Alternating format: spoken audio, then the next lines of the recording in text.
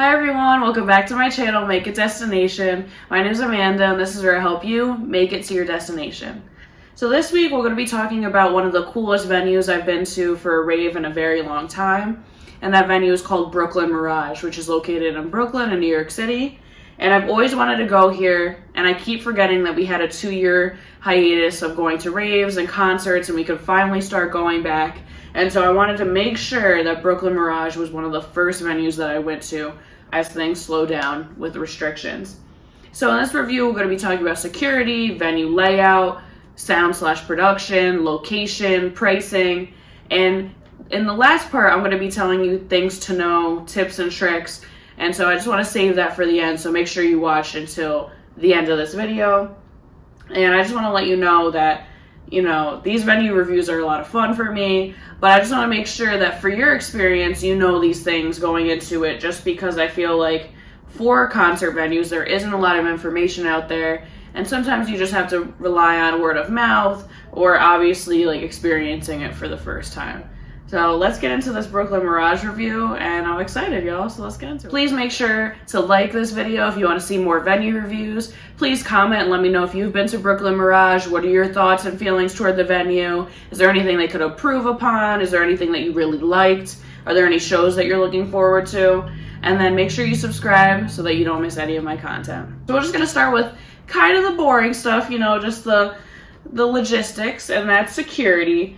So I felt as though this was one of the best venues for security that I've been to in a long time.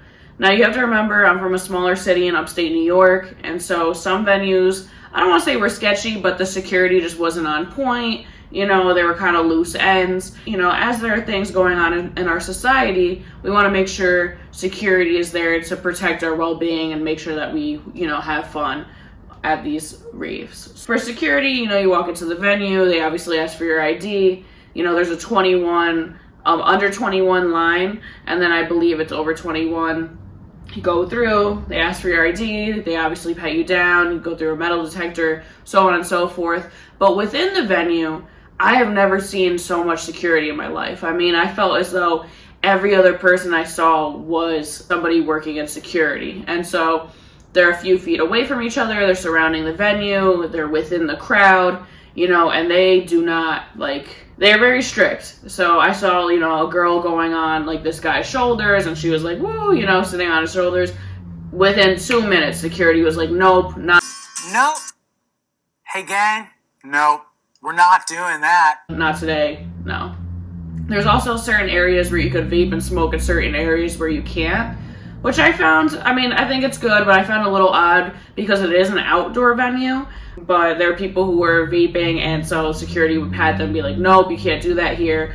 And it would literally happen within 1 to 2 minutes of somebody vaping. Just want to let you know, just starting off with logistics, there are a lot of security. It's just to make sure that the raves could keep going on, concerts could still go on, and to make sure everybody's safe at the end of the day. I know it's not the most fun experience going through and being patted down like you're in TSA, but at the end of the day, it is for everybody's safety and security. So now we're going to get into the fun part. We're going to get into venue layout, so let's get into it and talk about it. All right, so now we're going to talk about venue layout. And honestly, this was one of the biggest venues I've ever been to outside of a music festival. It kind of has a warehousey sort of vibe, and we're going to talk about the location later, but there's a reason for that. It is in a warehouse district, I believe, and it's technically an outdoor venue, so they are going to continue with their shows, rain or shine. I honestly don't know if they have an awning or a retractable roof or anything. I personally didn't see anything like that. Thankfully, it was a beautiful night when we went, so it was a lot of fun. It felt so good having the cool air come in, seeing the moon. So I really liked how it was an outdoor venue, but you kind of felt like you were inside, but you weren't. So you walk in, and the first thing that you kind of see is what I call a hangout room. It kind of looked like a theater almost. And so they just had cool lights in there. I don't know if that's for people just to chill out, do their thing, but really cool, high ceilings. I was like, okay, this seems like a interesting room. So we walk through, and there's a sign showing you directions for places you might want to go. Obviously, Sam and I didn't know where we were going, so we just kind of walked through. And the first thing that you're hit with are the bathrooms to your left-hand side. And so these bathrooms are one of the biggest bathrooms that I've ever seen, again, at a venue. I feel like I'm going to keep saying that just because, again, I haven't been to too many venues outside of kind of like the upstate New York or like Massachusetts area. So it's really cool to see that they actually have literally, I would say probably like 40 or 50 stalls. They have a few attendants. But the only thing I didn't like about the bathrooms, especially as you got to the back, was that it was like super dark. I was like, okay, I can't really see in here. But other than that, I was very appreciative that they had enough stalls, like an adequate amount for the amount of people that go to this venue on a nightly basis. You go to the bathroom, so on and so forth, and you go through kind of these doors. And to your left-hand side, you're immediately hit with a food court, which I thought was so cool. I've never seen a food court at a venue. I mean, other than, you know, like grand kind of arenas, right? And where it's on the outside and the arenas in the center. But for raves in general, I've never really seen a food court that was A, so pretty, but B, that was even offered, right? They kind of had this like in the garden sort of vibe. They had like these like cool bushes and like the bright like lettering. And so I thought it was awesome that they had a food court. If we knew that, maybe we would have eaten in there. But we just walked around, just wanted to see what they had to offer. It looked like they offered like smoothies, sandwiches, some entrees, which I thought was pretty cool. And they had like a full like chef team in there, which was amazing. So I think next time we would definitely try that. Maybe I'd post a review if you want to see that. But awesome, because I didn't realize how many hours we would be there, and you start to realize like, oh my gosh, like maybe I do need a snack. Again, we went to, I didn't even tell you. We went to go see Marshmello and Valentino Khan back-to-back Nitty Gritty, which I was mainly there for Valentino Khan and Nitty Gritty, but Marshmello was headlining, and was like, might as well see him, obviously while we're there. And I didn't realize, you know, the rave kind of started around 8 and it ended at 2 a.m. But, I mean, we didn't get there until, I think, 10, I believe. 9:30, 10. And I didn't realize, you know, you're there for a while. You might want a snack. And there are some raves that even go for longer than that. So I think it's an awesome feature that they offer food, smoothies, things of that nature. So once you go to the food court, you could make a right and you could either go upstairs or kind of go to their ground floor.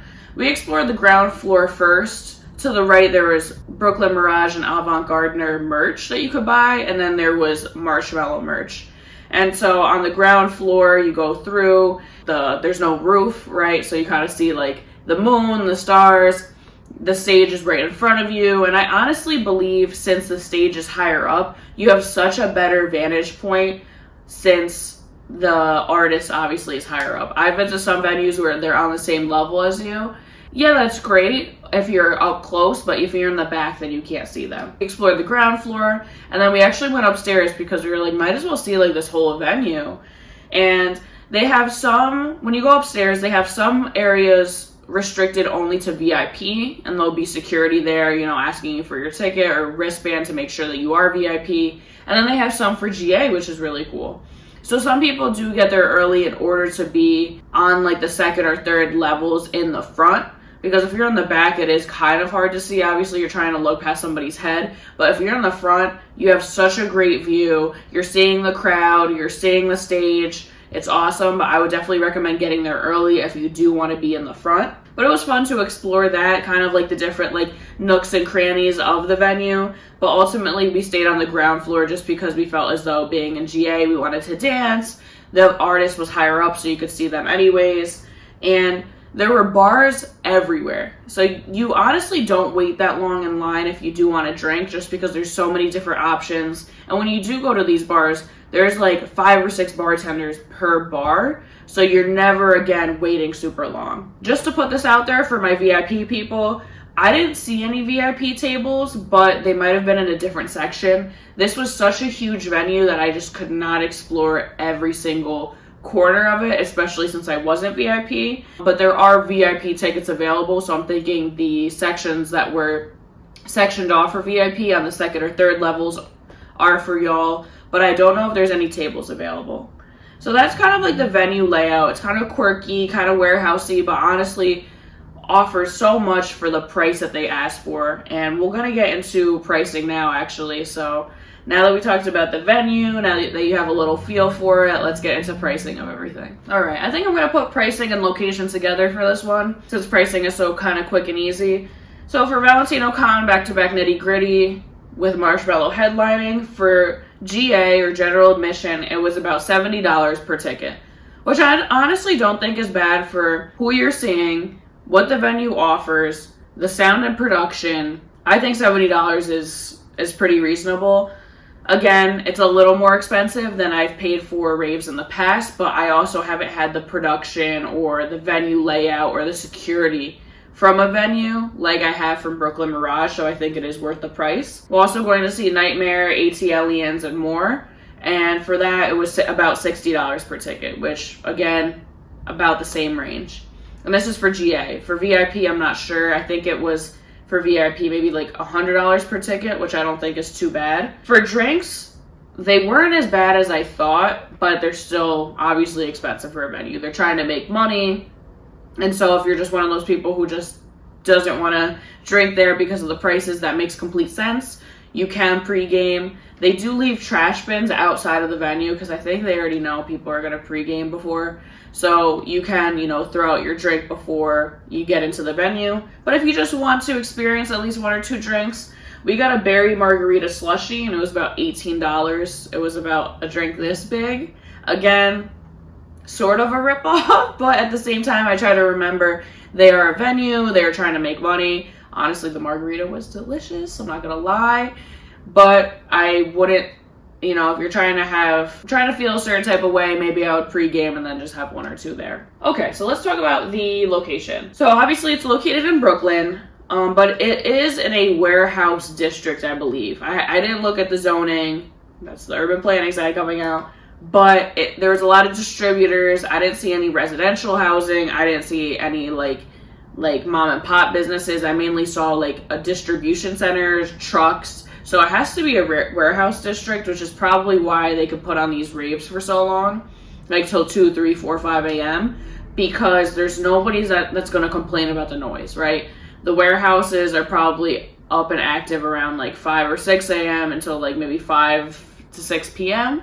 But it's not like there are people living there who have to constantly hear the oons, oons, oons, all the time.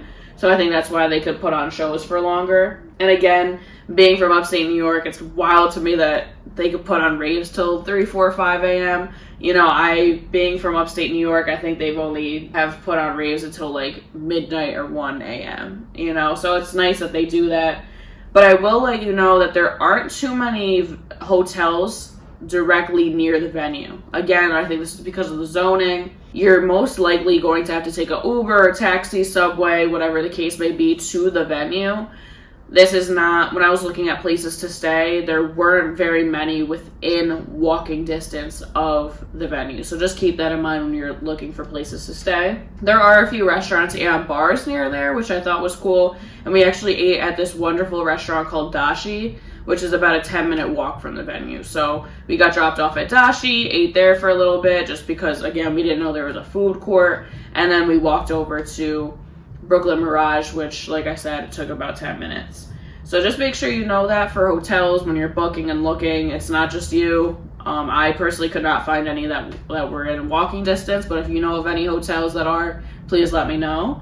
And now we're going to get into sound/production and tips and tricks to know for Brooklyn Mirage. So let's get into it. All right, so last but not least, one of the most important reasons or things that draw you to a concert are the sound and production, right? You can listen to the music at home, but it just isn't the same when you're with the crowd and the artists and the lights and lasers. So let's talk about it. Brooklyn Mirage has one of the biggest DJ screens that I have ever seen other than at a music festival. I mean, when Marshmello went on, I'll probably put a video, hopefully.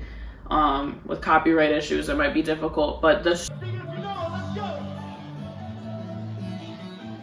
screen is massive in there.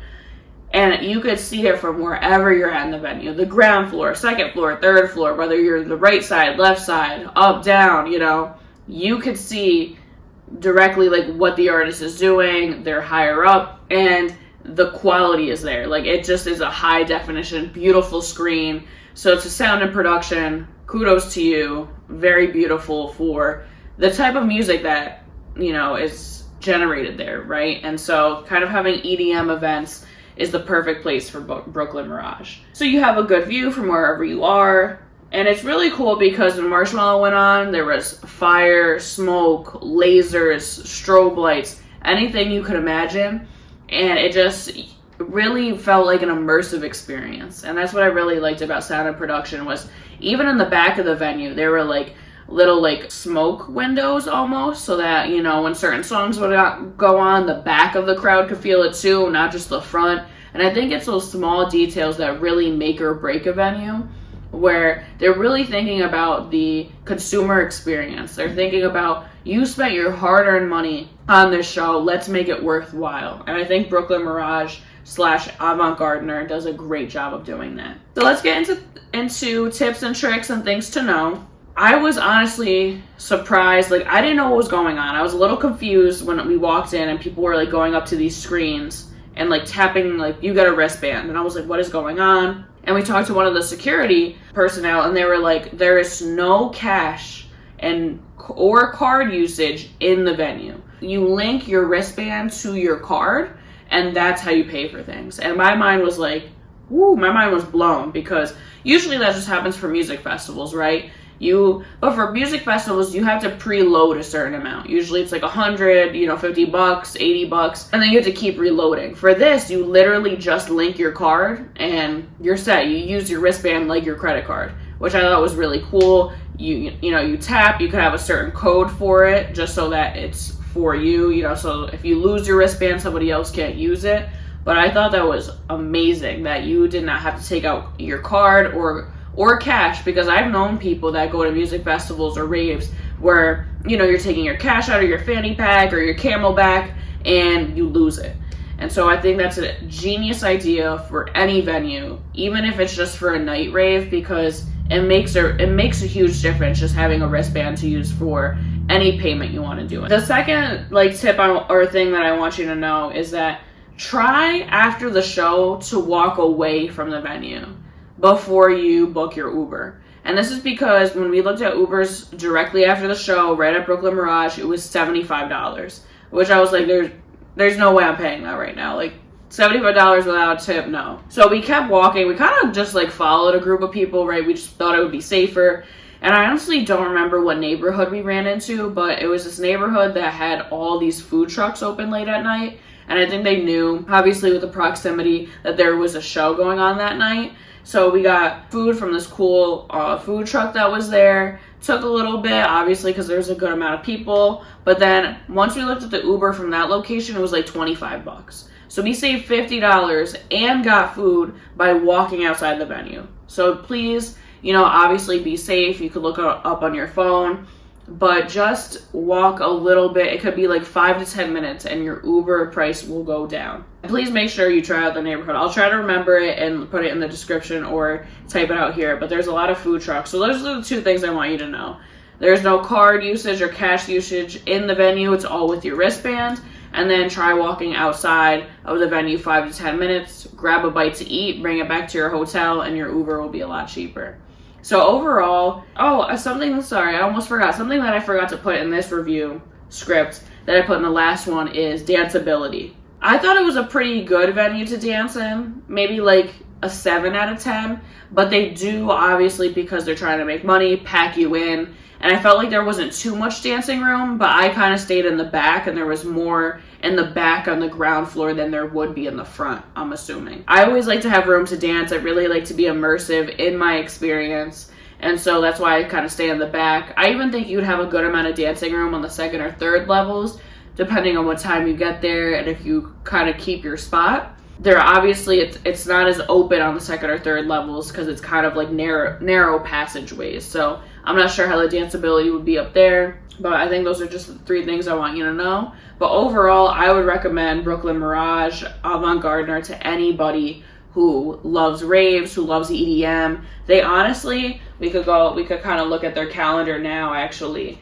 They have really awesome people that visit Brooklyn Mirage. They have 8-Track and Friends. They have Galantis. They have, let's see, Dom Dalla. You know, I've actually been wanting to see him. I unfortunately can't go to that show. They have Nightmare. They have Tiesto, Loud Luxury. You know, so they have huge EDM names going there. They have Deadbeats, Zed's Dead, it's called Deadbeats New York City, but it's Zed's Dead, Boogie T, Death Pact. You know, they have Fisher. They have Big Gigantic, Excision. So these are people, MK. These are people that, if you're in the scene, you know they're huge names. And so that's the awesome part about Brooklyn Mirage, is that they really pull awesome people. They put on a great show, and it's just a lot of fun. And I think now that restrictions are loosening, I definitely want this to be like the summer of all summers. That's going to be my quote for summer 2022, of just going out there, obviously still being safe, but having fun and enjoying yourself, because now we finally can. So thank you so much for watching this video. Please make sure you like, comment, and let me know if you've been to a show in Brooklyn Mirage, what you like about it, what you don't like about it, and please make sure you subscribe and to never miss any of my content. And until next time.